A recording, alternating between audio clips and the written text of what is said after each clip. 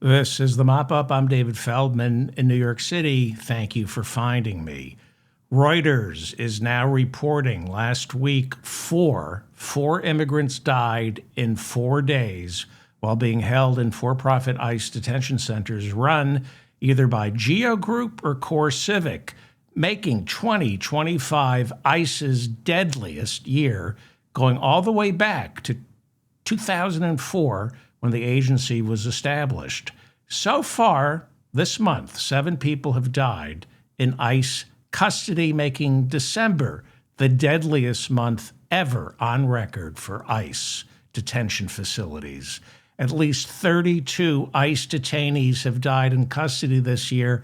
Again, that's a record. 4 immigrants, one from Bulgaria, another from Eritrea, one from Nicaragua, and another from Haiti, were either found dead in their jail cell or rushed to a hospital and then pronounced dead. This was all over a 4-day period last week. This, as ICE detention facilities are at record capacity in order to meet Stephen Miller's demand to round up as many immigrants as possible, even if they're in this country with documentation.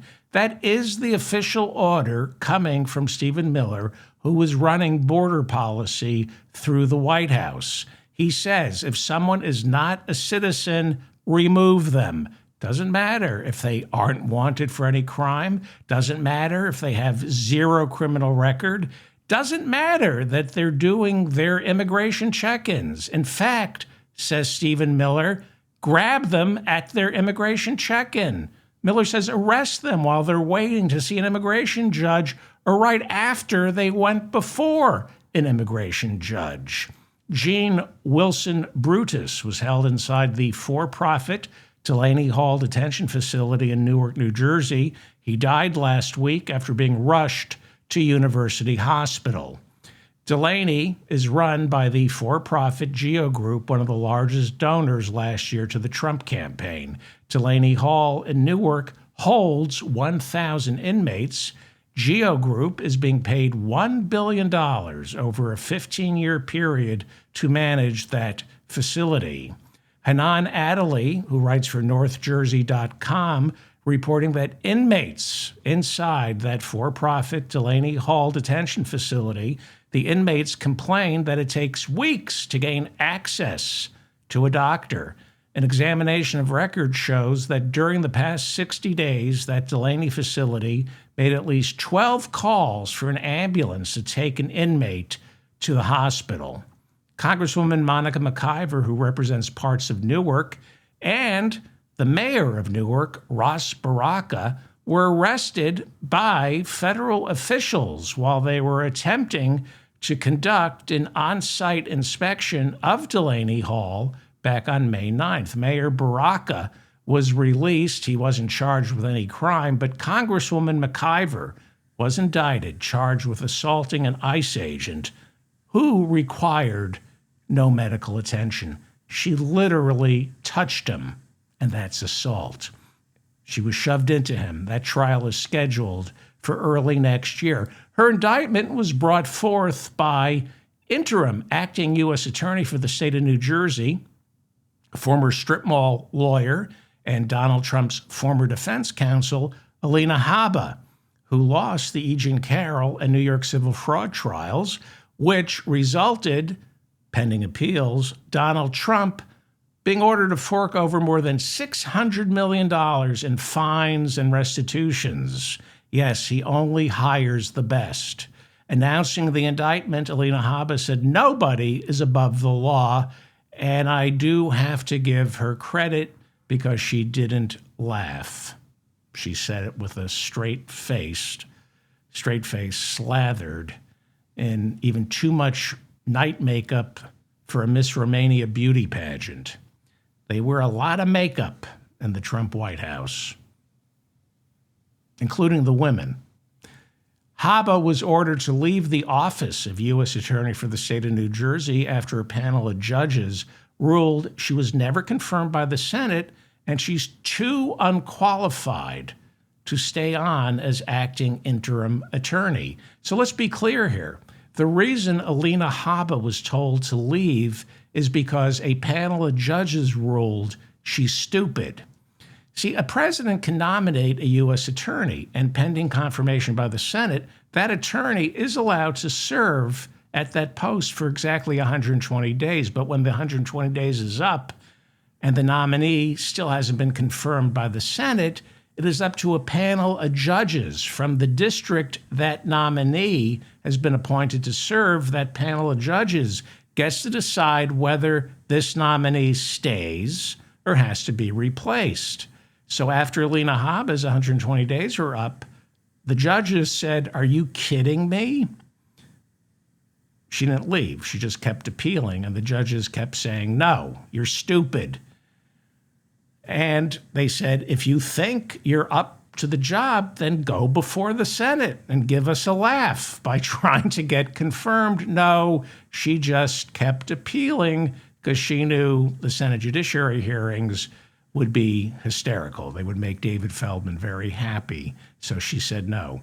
So like Trump, she'd rather try to win it in the courts.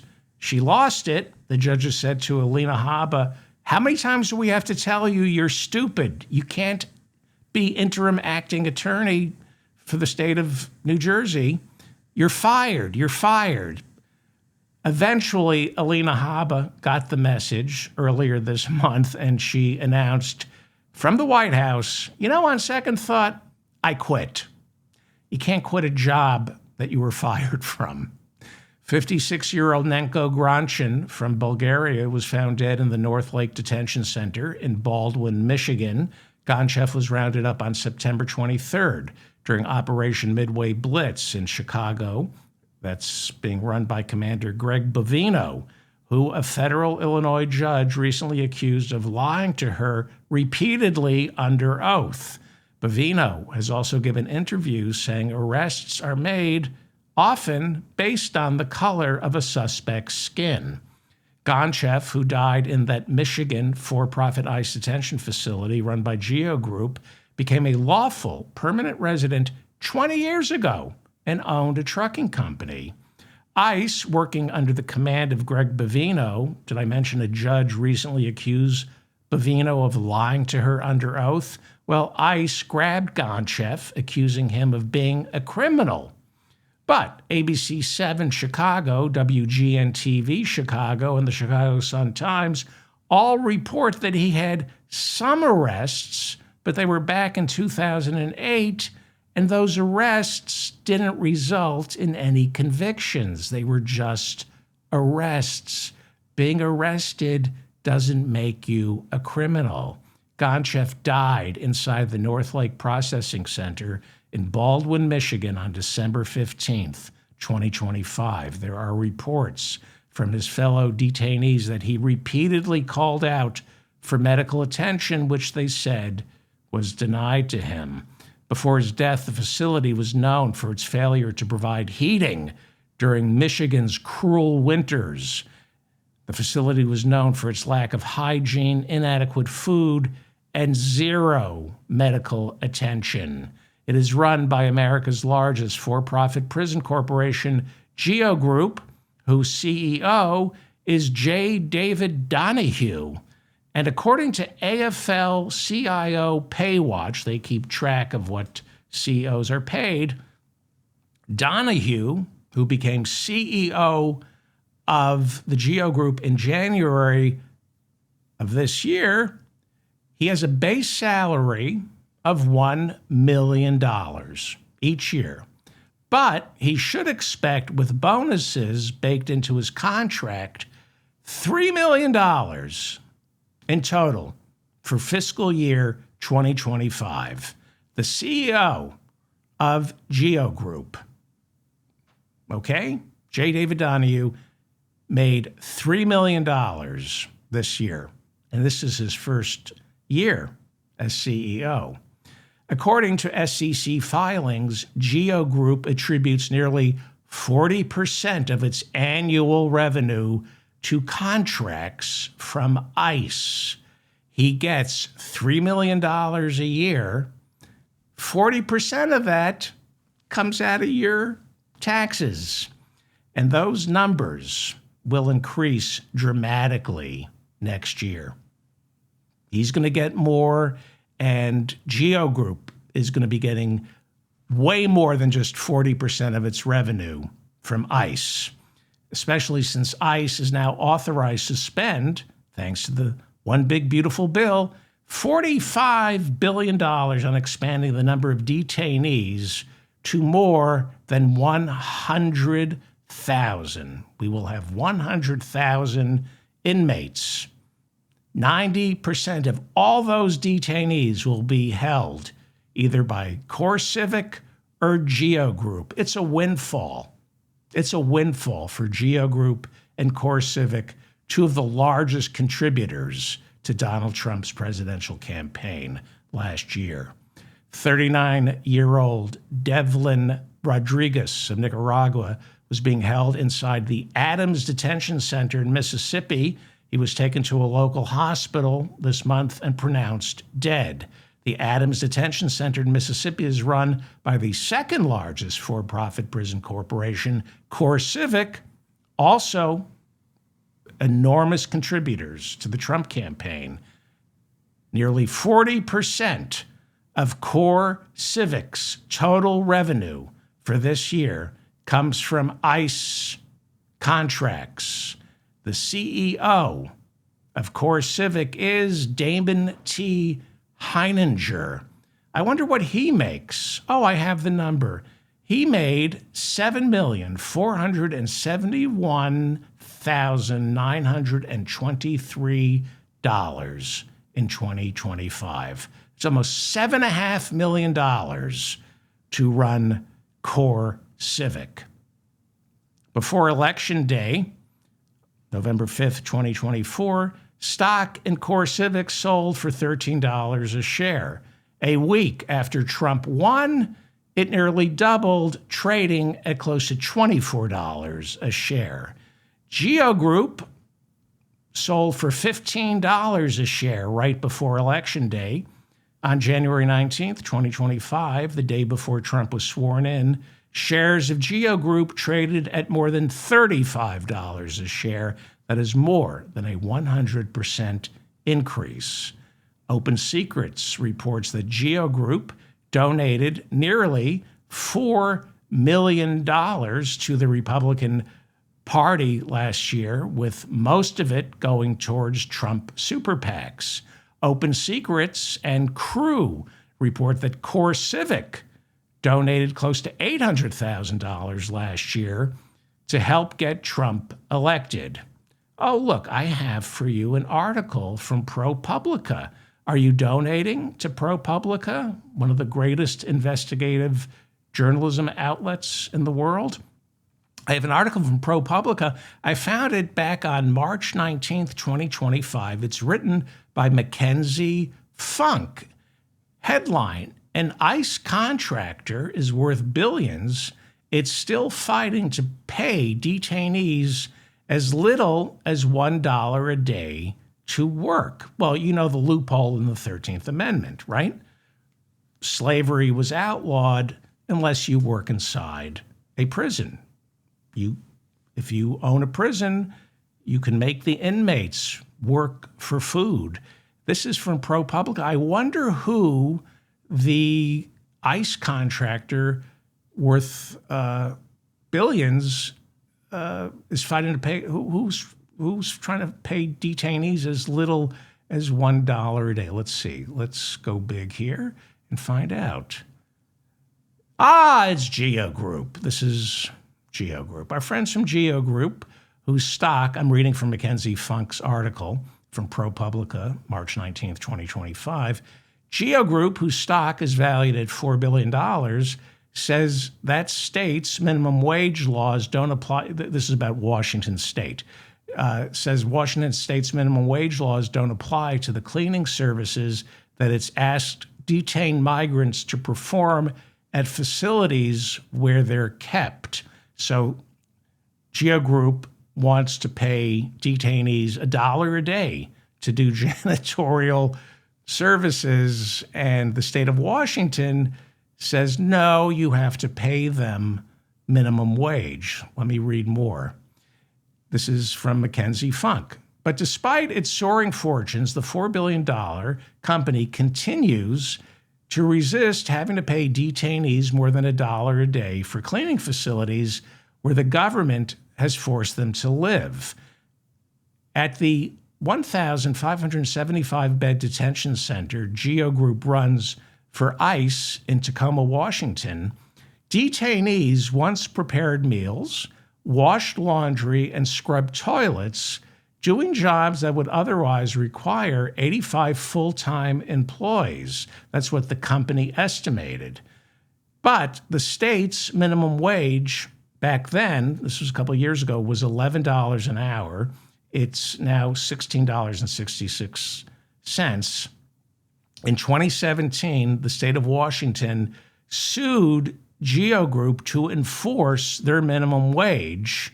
And in October of 2021, a federal jury ruled unanimously in the state's favor. So up until about 2020, GEO Group was paying its employees $1 a day to basically do all the work inside this ICE detention facility. Washington State sued. So now GEO Group is suing to just be able to hire cleaning crews internally and pay them $1 a day. The court said, no, you can't have the entire facility run by inmates who make $1 a day. And GEO Group was saying, well, can we pay them $1 a day just to clean up after themselves instead of having to hire janitors? Now, I forgot, who is the CEO of GEO Group? Oh, right. It's J. David Donahue. And how much does he make? Right, $3 million, which is nothing compared to the CEO of CoreCivic, who is Damon T. Hinninger. And how much does he make a year? $7,471,923. Right now, 40% of both these CEOs' revenue come from ICE contracts. So 40% of this guy's $7.4, almost $7.5 million annual salary is paid by you, the taxpayer, because they're more efficient than government. Prisons used to be run by the government, but these guys are way more efficient. GEO Group also runs the Moshannon Valley Processing Center for ICE in Phillipsburg, Pennsylvania. That's another for-profit ICE detention facility, and it's run by GEO Group, where Fouad Saeed Abdulkadir from Eritrea died this month after telling guards he had stabbing pains in his chest. His cause of death is now under investigation. Abdulkadir was an imam who left California to serve at the Islamic Center of Northeast Ohio in Cleveland. He had been a lawful permanent resident for 7 years, and after being released from federal prison, serving nearly 2 years for wire fraud, Abdulkadir was grabbed by ICE immediately and placed in a detention facility for 215 days before dying. He is the second inmate this year to die inside GEO Group's Moshannon Valley Processing Center. In August of this year, after being held for only 5 days, 32-year-old Chaofeng Ge, an immigrant from China, was found dead with his hands and legs tied behind his back, hanging in a shower stall. Police called it a suicide because everyone knows before you commit suicide, you tie your hands and legs behind your back. I mean, it's just common sense. The Penn Capital Star reports detainees inside GEO Group's Moshannon Valley Processing Center are forced to sleep alongside 80 men in one room. Solitary confinement is often used as a form of discipline. One inmate now suing after being held in solitary for 35 days with zero medical attention. Soap, food, and toilet paper are hard to come by, and it reportedly takes weeks to see a doctor. That would be the Moshannon Valley Processing Center for ICE, run by GEO Group. And who is the CEO of GEO Group? Right, it's J. David Donahue. And how much does he make a year? $3 million a year, right. But that's nothing compared to the CEO of CoreCivic, Damon T. Hinninger. And what does he make? That's right, $7,471,923 a year. And 40% of that comes from you, the American taxpayer. This year, at least 32 people died inside the Department of Homeland Security's vast network of for-profit detention facilities, which currently holds 65,000 people. It's the most ever. The facilities are overcrowded, understaffed, because right now, ICE only has the capacity to hold fewer than 50,000. Citing staff shortages, earlier this year, the Department of Homeland Security said congressional oversight through unannounced on-site inspections would not be permitted because there just wasn't enough personnel to accommodate a visiting lawmaker at the last minute. We have nothing to hide. We just don't have the personnel. So that's why on October 10th, Illinois Senators Tammy Duckworth and Dick Durbin were turned away from the notorious Broadview ICE Detention Facility in the Chicago suburbs. Senator Durbin and Senator Duckworth had made 4 previous requests to inspect the Broadview ICE Detention Facility, and they were just ignored by ICE. Inmates are reportedly fed 1 meal a day. They complain of open-air, overflowing toilets with no separate cells for women and men, a lack of beds, no soap, blood-soaked sinks, filthy drinking water. Sounds like one of Trump's hotels. And, of course, no on-site medical team. On November 13th, U.S. Judge Laura McNally conducted a 4-hour inspection of this Broadview facility in Illinois. It's in the suburbs of Chicago.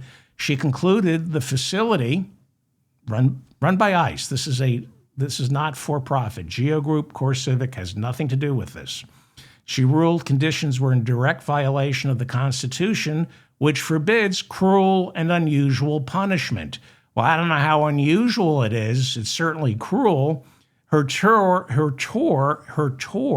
revealed inmates were denied access to lawyers, regular meals, and basic hygiene. She ordered ICE to clean it up. We'll see if they do.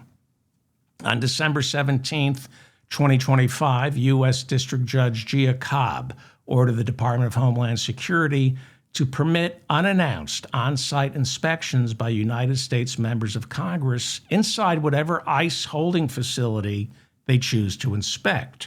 This after a lawsuit was filed 6 months ago by members of Congress, including New York House Democrats Dan Goldman and Adriano Espaillat. Congressman Espaillat has been a guest on this show, and yes, I'm bragging. He represents parts of Harlem. New York House Democrats Dan Goldman and Adriana Espaillat immediately staged an inspection Friday of the notoriously understaffed and overcrowded 26 Federal Plaza ICE holding facility in Lower Manhattan. So it was not an unannounced visit. ICE was given 24 hours notice. Congressman Espaillat commented that he saw janitors mopping furiously as he arrived. They were desperately attempting to make the jail appear, he said, less filthy than videos that had been smuggled out revealed them to be. Despite ICE's last-minute attempts to clean this jail, Congressman Goldman called conditions inside, quote, absolutely inhumane. He said they were illegal and unconstitutional. A visibly angry Congressman Espaillat said inmates in that jail had no access to showers or beds, despite being held there for days. They also said inmates have limited access to toilets. Congressman Goldman said none of the people held inside the 26 Federal Plaza ICE Detention Facility had been charged with any crime. In fact, he said they were following the law, showing up for their ICE check-ins when ICE arrested them. None of these people are criminals. They are not wanted for anything. 60%, this is according to Dan Goldman, Congressman Dan Goldman, 60% of those being held inside that lower Manhattan detention facility that the two congressmen inspected on Friday, 60% have no criminal record whatsoever, no criminal record from their past. In other words, no one is being held for a crime. They were just checking in, and they got arrested. They got arrested for checking in. 60% of them had never been arrested before. So you're thinking this can't happen to me. I'm an American citizen. If that's what you're thinking, good luck with that. I'll go over all the American citizens who are being held or have been held this year in ICE detention facilities. ICE has a $40 billion budget now to build out these for-profit ICE detention facilities. They want to go from having the capacity to hold 50,000 inmates to 100,000, possibly 250,000 inmates. There's money in keeping people behind bars. Doesn't matter if it's a tourist who did nothing wrong, an immigrant who did nothing wrong, and trust me on this, an American citizen who did nothing wrong. And, you know, if you're an American citizen, they'll let you out eventually, but they'll slow walk it because billable hours. If they're supposed to release you on, say, a Friday, well, they'll just slow it down and release you on a Tuesday and collect about $200 a day, keeping you behind bars. This is where the money is, right? Look at this guy, Damon T. Hinninger, making $7,471,923 as the CEO of CoreCivic.